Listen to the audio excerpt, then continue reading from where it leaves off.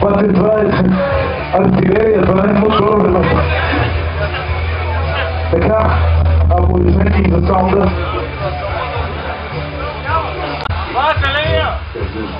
Зеления от Пловдив! Тихо бе! Леко бе!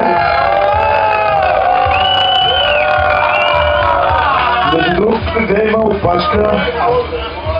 Любо, ако ти кажеш, че само си го рисувал за 2 часа, ритни го в купач. Аз съм миролюбил.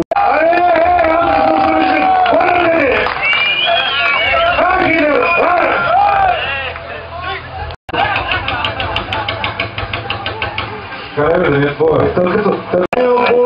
Зеления от Пловдив. Чакай, Любо. Само ще подскажа, това дето си спел, не е съдел. Знам, че не е самоделка, това е поръчка в мотор. Не си чеш там дето на сърби. Против точно това на сърбя. Това дете на сърби. Дърнати портмоне с пари и документи. Който го намери да го или на мен лично, за да не го види никога повече. Точно за... Не е вярно, намерихме телефона от вчера, хората ми го предадоха и аз го занесах лично. Къщи. Малко по-настрани от... Агрегата е боял, рама правена и всичко е станало. И всичко останало е от това, че сега ще го работят това нещо. Какво ще му рисуват? дай му една визитна картичка за майстора тук. Да съвместим нещата. Пия бира.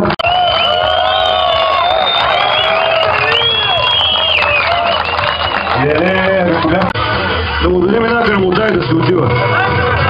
Никой не се да го осветва, да ударим ръкопляскаха, да се отвори принцип. Дебел! Какво имаш против дебелите, бе? И аз след това се видим. Нали ти казах, като съм горе, съм корнас. А пусни да се плюваме отдал. Нали знаеш, той е дебел, той не е дебел. Аплодисменти! Сега тук е време за снимки с самоделката. Благодаря, момчета, страхотни сте. Да минаваме към поръчковите модели.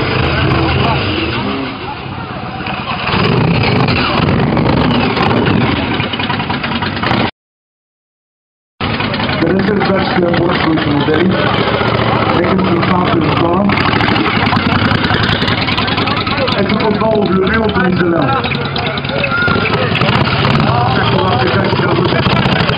Аз съм Арлен днес.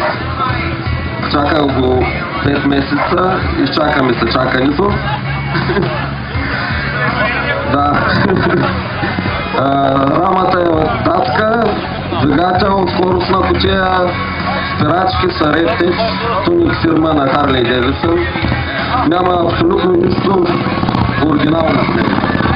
Всичко е сглобявано и е правено на място. Двигател е 115 конски сили на задната гума.